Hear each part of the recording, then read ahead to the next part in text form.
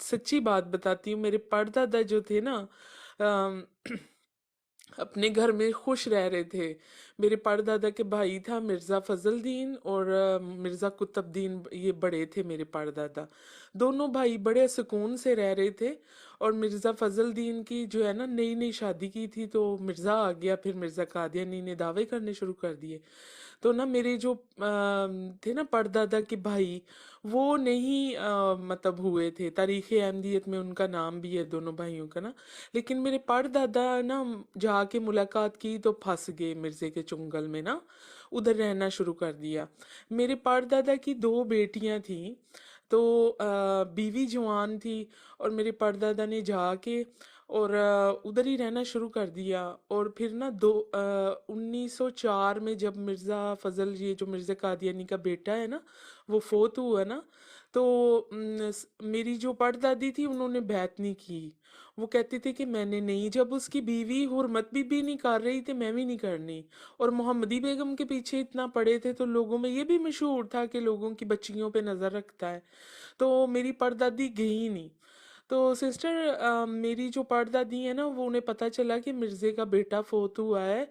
तो इतने दिन हो गए हैं, कुतुबदीन घर नहीं आया, हमसायों से लेके ज़रूरतें पूरी हो रही हैं, तो क्या अब करें। तो वो दोनों बेटियां लेके ना कादियान आई अपने मियाँ को लेने के लिए। तो देखें कौन सा वक़्त था, कहते हैं दो 1904 में एक इसका बेटा फोत हुआ था। और सारा सिस्टर, एक इसकी थोड़े दिन पहले इसकी बेटी भी हुई थी मिर्ज़ा कादियानी की ना, नुसरत जहां से, उन्हीं दिनों में। तो जो है ना कि मेरी जो परदादी हैं वो अपना बंदा ढूंढने गई। तो मेरे परदादा ने गुस्सा किया कि तुम इधर क्यों आई हो। तो उन्होंने ना पीछे से, कहते हैं मिर्ज़ा ने कहा कि ऐसी औरत जो अंदर नहीं आ रही, ना ही बैत कर रही है, इसको तलाक दे दो। तो सड़क पे खड़ी हैं दरवाजे के आगे, तो मेरे परदादा ने उनको आवाज बुलंद करके तलाक दे दी। दो बच्चियां साथ, छोटी छोटी। देखें ये कैसी बात है। उनकी नथ भी ले आए मेरे परदादा, ला के मिर्जा कादियानी को दे दी। घर में बकरियां थी, वो भी ला के उनको दे दी। तो ये कैसा आदमी है। एक अल्लाह वाला आदमी हो, घर का बड़ा हो या सरदार हो, वो किसी को कहेगा कि ऐसे खड़े खड़े किसी को गली में ही, और कहते कि ये औरत ठीक नहीं है, ये औरत सही नहीं है। देखिए उन पे ये भी इल्ज़ाम लगा दिया, तलाक भी दिलवा दी। और फिर उन पे ये भी इल्ज़ाम लगा दिया कि अल्लाह माफ़ी दे, वो अपने देवर के साथ तो बस तक सेट थी, या ऐसे के इल्ज़ाम। वो फिर वो उनकी भी आगे जनरेशन चल रही है।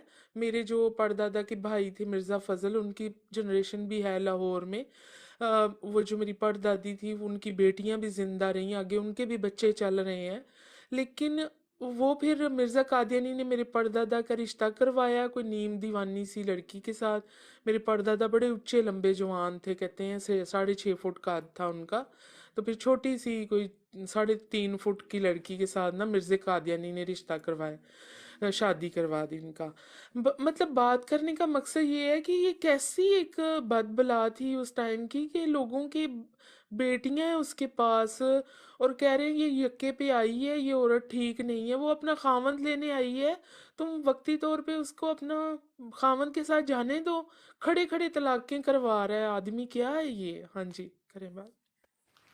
तो आप यहाँ से देख लें सिस्टर, जो बंदा इस तरह के काम करता है वो कोई नाउज़ुबिल्ला नबी हो सकता है। मतलब ये बात तो सोचने वाली है ना, जो इल्ज़ाम तराशियाँ और इस तरह जिस तरह आप बता रही हैं तलाक दिलवा दी, तो ये काम तो मैं कहती हूँ कि शरीफ इंसान भी नहीं कर सकता।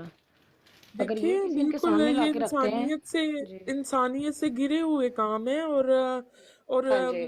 ठीक है। और उनके दिल में इतनी को नफरत है ना कादियानियों के लिए, मिर्जा कादियानी के लिए, कि हम आगे से अगर कभी जिंदगी में वो हमें मिलने की हमने कोशिश की है ना, वो हमारी शक्लें नहीं देखना चाहते, क्योंकि ज़ाहिर है उनकी जवान लड़की थी जिसको खड़े खड़े मिर्जा कादियानी ने तलाक दिलवा दी।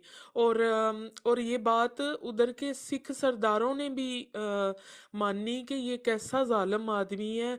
अपना बेटा मर गया इसका, मोहम्मदी बेगम नहीं मिली, फिर बड़ी बीवी को तलाक दे दी, फिर अपने मुरीदों को तलाकें दिलवा के उनकी दूसरी शादियां करा रहा है। हिसाब लगाओ। अस्तगफुरुल्लाह। इन्हें इसे काम ही